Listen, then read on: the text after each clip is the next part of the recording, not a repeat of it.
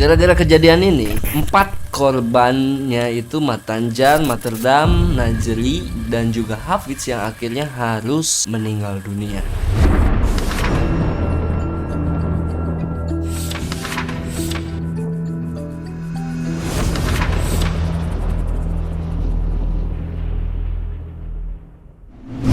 Di Madura ada istilah yang disebut dengan carok. Ini merupakan salah satu cara yang menjadi pilihan akhir yang dipilih oleh orang-orang Madura untuk menyelesaikan sebuah masalah. Banyak yang menyebut carok ini tradisi atau budaya dari orang Madura. Tapi banyak juga orang-orang Madura itu menolak dengan pembahasan seperti itu ya. Mereka anggap carok itu lebih ke arah kebiasaan kurang baik, bukan bagian dari tradisi atau budaya yang sebenarnya. Carok itu sendiri artinya bertarung demi kehormatan. Biasanya pakai senjata khas Madura yaitu celurit. Sudah banyak kejadian carok yang terjadi di Madura yang memakan banyak korban nih guys. Jarang ada yang selamat, entah itu jadi korban atau yang ngecarok. Dalam cerita kali ini, pertarungan carok itu nggak main-main. Melibatkan 2 lawan 5. Yang mana 2 orang ini merupakan adik kakak yang bernama Hasan dan Wardi. Dan dari 5, ini yang menjadi korbannya ada 4. Yaitu namanya Matanjar, Materdam, Najri, dan juga Hafidz. Sebenarnya penyebab dari kejadian ini sangat-sangat sepele nih guys. Tetapi apa boleh buat, semuanya udah terjadi. Gara-gara kejadian ini, 4 korbannya itu Matanjar, Materdam, Najri, dan juga Hafidz yang akhirnya harus meninggal dunia. Sementara itu, 2 adik kakak ini Hasan dan Wardi itu sudah ditangkap oleh pihak kepolisian. Kejadian ini terjadi pada hari Jumat 12 Januari 2024 di Bangkalan, Madura. Waktu itu tepatnya jam setengah 7 malam kalau nggak salah. Ada yang bernama Hasan Busli yang kita panggil aja Hasan ya. Umurnya sekitar 40 tahun kalau nggak salah, 39 40 tahun. Nah dia tuh lagi mau pergi tahlilan nih ke desa Bumi Anyar. Hasan berangkat ke Bumi Anyar, itu pas sampai di pinggir jalan desa tersebut tiba-tiba muncul Matanjar dan temennya Materdam. Mereka ini sebenarnya di kakak. Dia itu lagi boncengan menuju pantai buat nambah ikan. Kebetulan sekali di saat itu mereka sedang menggunakan motor yang suaranya emang bising banget lah. Dan juga pakai lampu sorot yang langsung menerangi wajah Hasan. Akibatnya Hasan gak cuma kaget tapi juga kesilauan karena lampu sorotnya itu langsung menyinari matanya gitu. Nah di saat itu Hasan punya inisiatif buat negur Matanjar sama Materdam karena cara mereka bawa motor itu membahayakan. Kalau kita lihat dari sisi netral mungkin Hasan cuma mau ngasih nasihat mungkin ya, atau lebih ke be careful lah, bilang hati-hati gitu. Sayangnya nggak ada saksi yang bisa ngejelasin gimana persisnya Hasan tegur mereka. Apakah pakai maki-maki atau pakai kata-kata yang lembut, kita nggak tahu. Yang pasti gara-gara teguran Hasan, Matanjar sama Materdam nggak terima nih. Akhirnya terjadilah perselisihan. Dia nggak terima kalau saya lawan omongan itu, dia nampar saya. Korban nampar duluan berarti ya? Iya, dia pegang dengan tangan kanan, namparnya dengan tangan kiri itu. Saya masih ingat betul itu. Terus saya ngomong, kenapa nampar kak? Salah saya apa? Kamu itu kata lincelingan itu, lihat-lihat saya. Matanjar dan Materdam memukul Hasan duluan. Diceritain Hasan dapat namparan sampai 3 kali guys.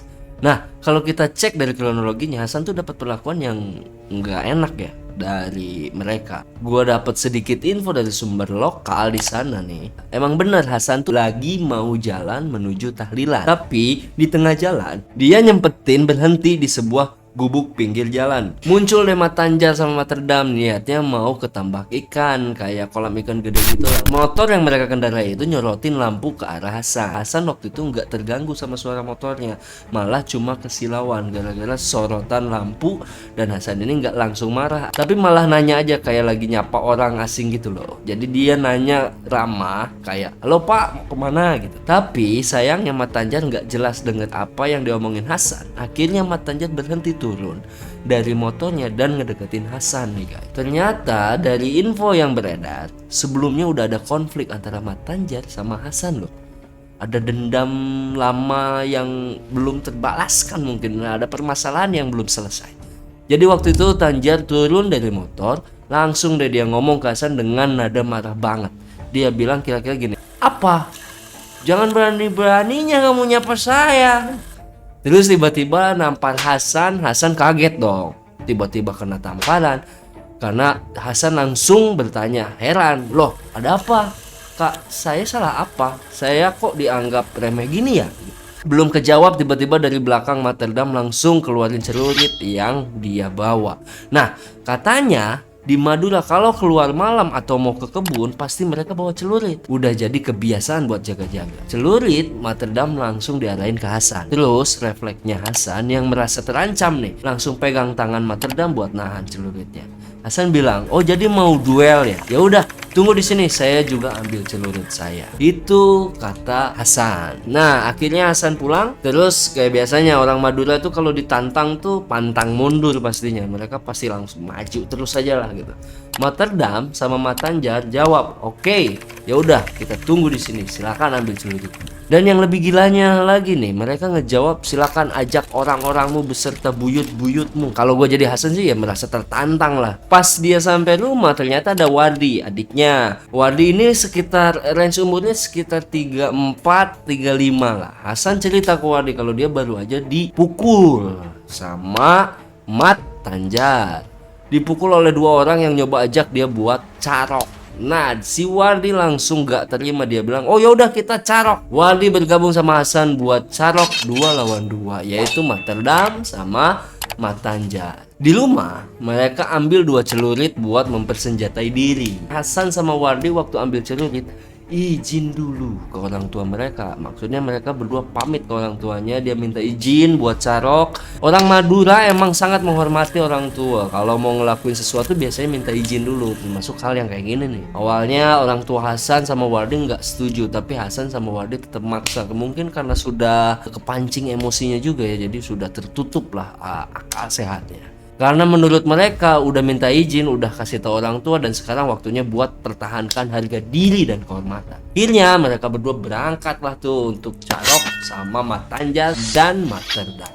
Sambil menunggu tantangan nih, sambil nunggu si Hasan balik lagi, Matanjar tuh tadinya tuh cuma bawa 1 celurit yang punyanya Materdam tadi tuh. Akhirnya dia inisiatif balik ke rumah buat ambil celuritnya dia sendiri. Tapi pas dia pulang dia ketemu Najehri ya, Najehri, sepupunya yang kebetulan lagi di situ. Najehri baru aja pulang dari pasar sama istrinya. Nah, pas Najehri lihat Matanjar bawa celurit, dia langsung tanya, "Mau kemana? Kok mau bawa celurit? Dan kenapa celuritnya udah dibuka?" Itu kata Najehri. Buat orang Madura itu tandanya aneh, soalnya kalau bawa celurit biasanya dimasukin ke celana atau disarungin.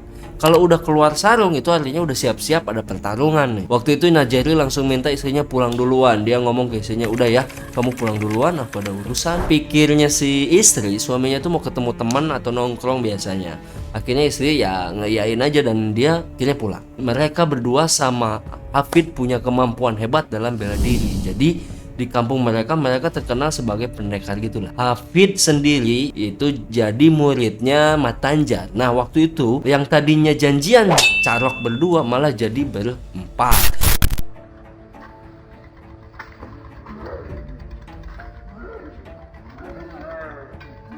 Di lokasi carok itu sebenarnya kayak lingkungan warga gitu. Lihat dari video mah kayak rumah warga sih sebenarnya. Sebenarnya Matanjar, Materdam, Hafid dan Najehri ini nggak cuman berempat. Akhirnya awalnya itu mereka tuh 10 orang pengen ikut, tapi begitu nyampe lokasi carok, ketemu sama Hasan sama Wardi, tiba-tiba 6 orang ini tuh tidak ikut berperang ya. Jadi yang cuman berperang itu sebenarnya 5 orang. Mereka itu takut ngelihat keberingasan Hasan sama Wardi yang udah bawa celurit. Pas mereka datang ke lokasi carok, Hasan langsung turun dari motor dan serang Matanjar duluan. Nah, di saat itu Hasan malah dikeroyok sama 3 orang lainnya. Wardi yang bingung mau serang siapa, akhirnya serang dengan membabi buta nih, siapapun yang bisa dia terkam. Tapi Hasan ingat tujuannya cuman Matanjar. Jadi Hasan sama Matanjar 1 lawan 1, 1 by 1. Adiknya sama Hafid itu mau nyerang dari belakang. Pakai celurit itu 2 orang. Okay. Yang agak di samping kiri saya tebas duluan itu, yang pakai pisau, yang mau pakai pisau. Dia saya tebas duluan. Habis ini yang sebelah kiri 2 orang yang nggak dikenal ini menyerang saya. Ini masih perang sama saya. Saat pertikaian semakin mengganas nih guys, para warga mulai keluar rumah dan berkumpul, tapi mereka nggak berani mendekat. Semuanya cuma nonton dari jauh nih guys. Tapi ada beberapa warga yang coba melerai dengan teriakan-teriakan ke lima pelaku carok ini, tapi nggak ada yang dengar. Beberapa saat setelah carok, satu persatu korban mulai terkapar di tanah. Matanjar, Materdam, Hafid, sama Nazehri terkapar dengan kondisi yang sangat mengenaskan.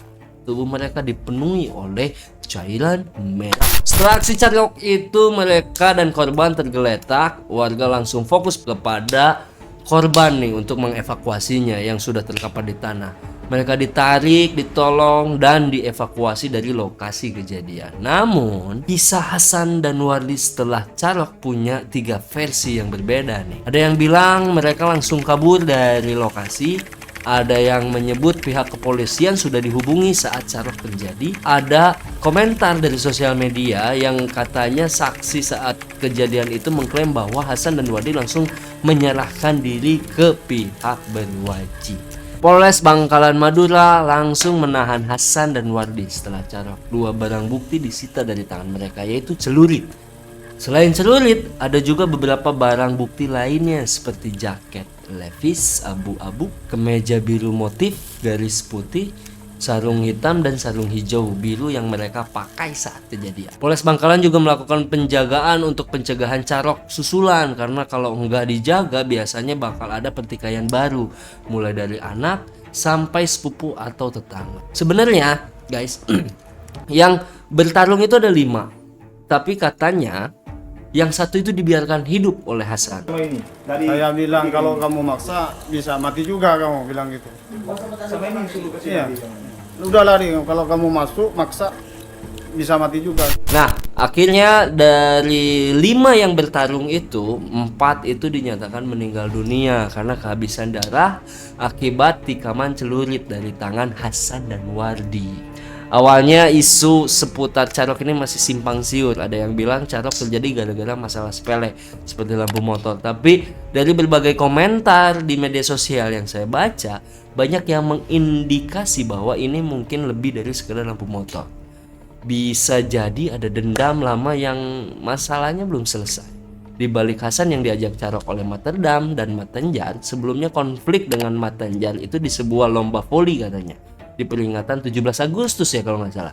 Kabarnya Hasan tuh pernah ditampar oleh Matanjar yang dikenal sebagai pendekar kampung mereka. Tak hanya itu, ada masalah lain yang melibatkan Matanjar dan adik Hasan terkait lahan parkir katanya. Konflik kecil seperti udah menjadi kebiasaan antara Hasan dan Matanjar, mengingat emosi Hasan dan reputasi Matanjar yang disegani lah ya. Tapi guys, cerita dari sosial media ini masih perlu dikonfirmasi lebih lanjut, belum bisa diambil kesimpulan. Pertanyaannya sekarang, kenapa Hasan dan Wardi yang sebenarnya harusnya takut karena Matanjar itu ahli bela diri, malah berani menerima tantangan? Usut punya usut nih ya. Hasan dan Wardi ternyata bukan sembarangan guys. Dari video dan foto yang beredar, mereka tuh tak terlihat sedikit pun terluka. Padahal lawannya tuh banyak ya, 5 lawan 2. Itu nggak balance lah ya. Ada asumsi bahwa Hasan dan Wardi itu mungkin punya pegangan atau ilmu kebal. Namun menurut sumber dari lokasi kejadian, mereka hanya warga biasa, bukan punya ilmu atau mereka belajar silat. Terungkap bahwa Hasan dan Wardi memiliki ilmu bela diri yang membuat mereka mampu menghadapi Matanjar dan kawan-kawan. Selain itu, mencari tanggapan masyarakat di Madura, terdapat dukungan bagi Hasan dan Wardi. Banyak banget nih ya yang bersimpati kepada mereka nih. Ada yang menyebut Hasan itu baik hati, penyabar, suka bersosial, dan bahkan postingan TikToknya tuh menunjukkan bahwa dia tuh akrab dengan warga sekitar. Namun, meski banyak dukungan, Hasan dan Wardi itu tetap menjadi tersangka. Untuk mempertanggungjawabkan perbuatannya, tersangka terjerat pasal 340 KUHP dengan ancaman hukuman penjara seumur hidup. Emang nggak cukup lah ya untuk menghindari konsekuensi dari hukum yang ada. Meski menjadi sorotan dan kontroversi, kejadian carok di Madura ini mengingatkan bahwa keberanian dan dukungan sosial tidak selalu cukup untuk mengubah jalannya hukum. Semoga kita bisa belajar dan menciptakan masyarakat yang lebih damai ya guys. Itu dia guys cerita tentang Carok Madura yang baru-baru aja terjadi, yang menewaskan 4 korban. Kalau ada kekurangan dalam cerita, saya mohon maaf, dan kalau boleh dilengkapi dan dikoreksi coba komen di kolom komentar, oke? Thank you for watching. Goodbye.